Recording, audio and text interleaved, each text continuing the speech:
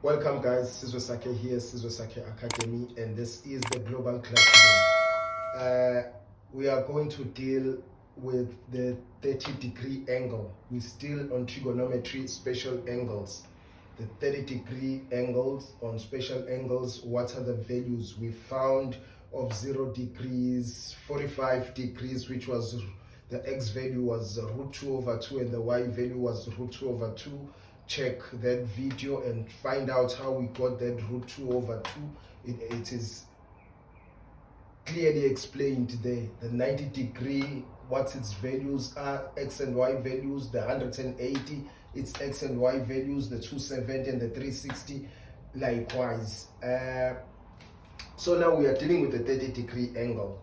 With the 30-degree angle, we'll still have our right angle triangle. We have our x value, y value, and r being r equaling to 1.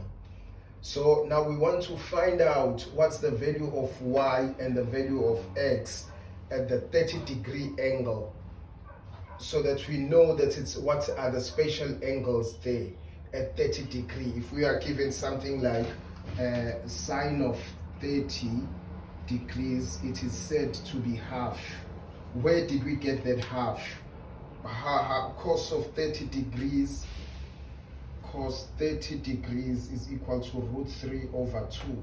How did we find this? That is what we are trying to prove here using the 30-degree angle. Right. What we do here, what we start with, we create an imaginary negative angle here, similar to this one, just like this one, just like this one, but maybe let it not hang in the air, let it start from the circumference as well, right? So it will come straight down. See, I'm putting it in dots because I'm trying to give you that shape. It may seem bigger than the one above. Probably my circle is not straightforward, but this is an imaginary one, right? Why we're doing this, we are assimilating it, and we are trying to give you a clear angle like this one. It's like this. This is what I have done here, giving us here another angle, because we said this is a 30-degree angle. So it means here we've got 30 degrees. Therefore here too we must also have 30 degrees. And you can see if I have 30 degrees here and 30 degrees here, then it means I'll use this. If you can see, I took this angle. Hope you can see me clearly. I took this is like this, and I turn it around and I've moved it here. So it is in this shape. So here we've got a 60 degrees angles of a triangle are equal, and they're equal to 180.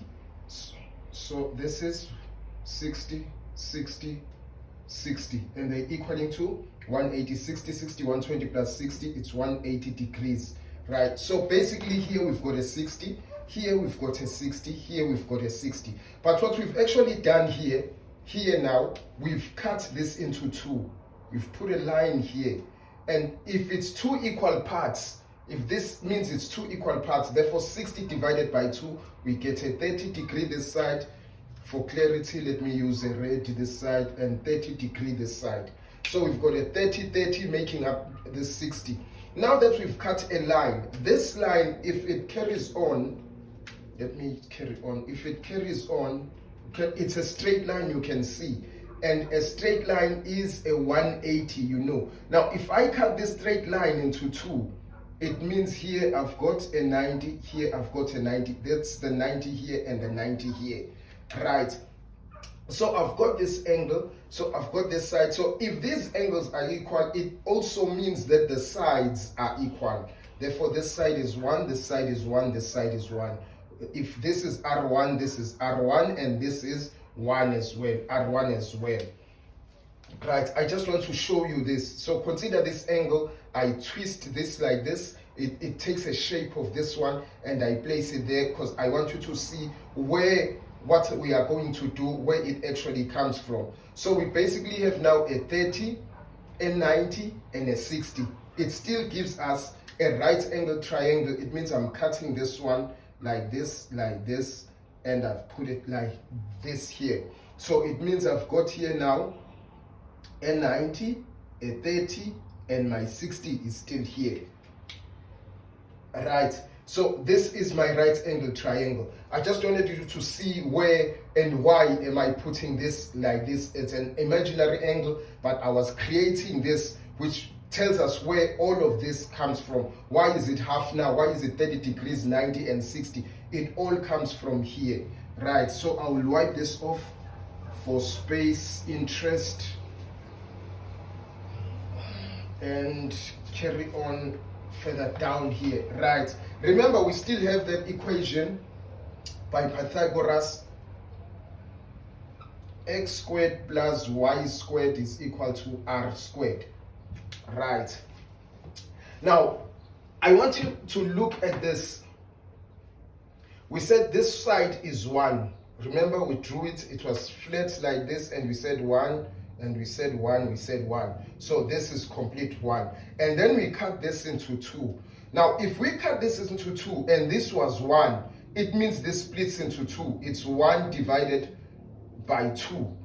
And that makes what? It gives us the very answer here, which is half this side and half this side. So from here, let me move my y is equal to. My y is equal to. So from this side, straight down up to here, I've got what? I've got a half. I've got a half. Remember we said y is equal to here. So it means if I cut this into 2, it was 1 from here, the top to here. From here to here, it was 1. Now I've cut it into 2, it makes it a half, which means we already have our y value. Our y is half.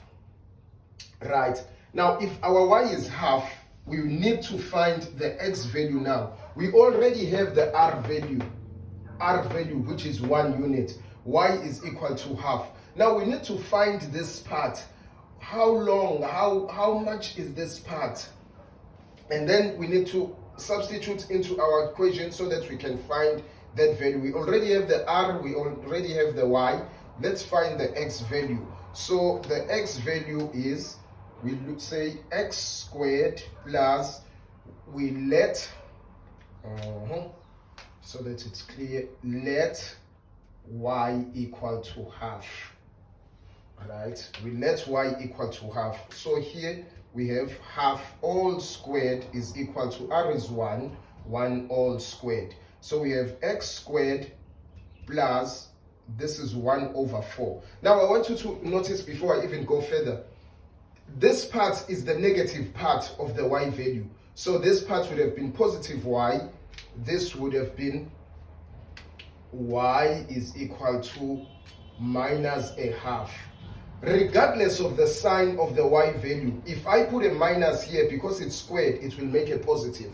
So it doesn't matter which side you take, but we usually take this side because this is the side we want to demonstrate on this part. So we say y is x squared plus a half all squared, which is 1 over 4, is equal to, my pens, is equal to 1 squared is 1. Therefore, let me move a little bit this side. We say x squared is equal to 1 minus 1 over 4. Right? We still have x squared, and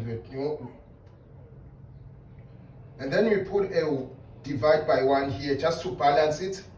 Why? Because 1 divided by 1 is 1. So it's the same as I haven't done anything, but just to demonstrate. So we say here, for a common factor, 4 is the highest common factor here. We say 4, and then we say 1 into 4 goes 4 times. So we say 4, we take the minus, and 4 into 4. We said 1 into 4 goes 4 times. 4 times 1 is 4. Minus 4 into 4 goes once, and 1 times 1 is 1. And then we have x squared, oh my pen is, is saying no more now. 4 minus 1 is 3 over 4. But this is not the genuine answer because we are not looking for x squared. We're looking for x. So to find x, we put a square root here. We put a square root this side. Can I just move this up to here, guys, please? Just for space sake. So we've got x squared, root x squared. So it will be x. X is equal to root 3 over root 4. This is the same. This is the same as this. And root 3 is root 3. But root 4, the square root of 4 is a 2. So this is where we get our x to be equal to, maybe let me use a red, over 2. This is how we get our root 3 over 2. We substitute, we find the value of y. By dividing these two sides, we find that value to be half, and y is equal to half. We substitute it, the value of y, we substituted the Pythagoras formula, Pythagoras theorem, and then with x squared plus 1 over 2 all squared is equal to 1, and then we get this, we go down, we get x squared, 4 minus 1 over 4, it's 3 over 4, but we're not looking for x squared, we're looking for x, and then we still need to deal with x, put a square root to get rid of the x squared, and therefore we come to this root 3 over root 4 and root 3 over 2. It becomes our y values. So at 30 degrees here, let me rather use this. At 30 degrees we've got x, it's gone, it's really gone. X, y value, I'll use these other colors, which is x value is root 3 over 2 and the y value is half. This is at 30 degrees. This is at 30 degrees. We're doing a 30-degree angle. So this is what we get. Maybe let me put it in a clearer way. I want you to see clearly.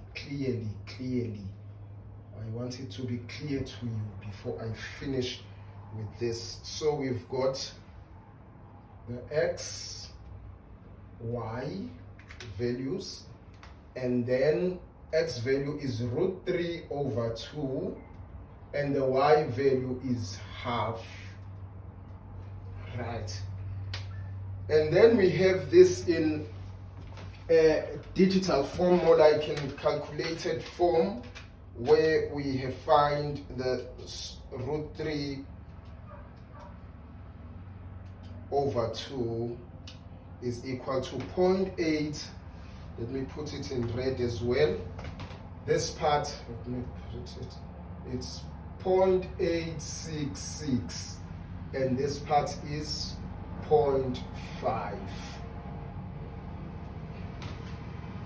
Right, so this is what the angle 30 degrees, these are the spatial angles for x value at 30 degrees. So it's root 3 over 2 and a half for y. Now we said here x is cos. We said x is equal to cos theta. So cos of 30 degrees, it represents the x value. So cos of 30 degrees would be,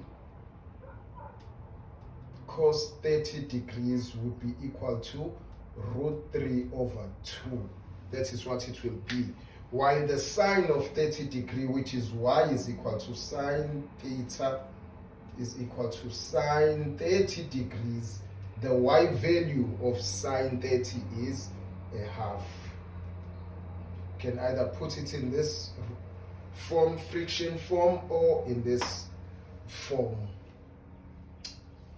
point form, 0.866 or 0.5, half or 0.5 here 0.866. Well, this is how we deal with the 30-degree angle, guys. in spatial angles. This is how we find their values. This is where it all comes from. Watch for the 60 degree as well, where we explain the 60 degree angle. It's in the videos. Sizwe Sakhe Academy, the global classroom. Well, thank you guys.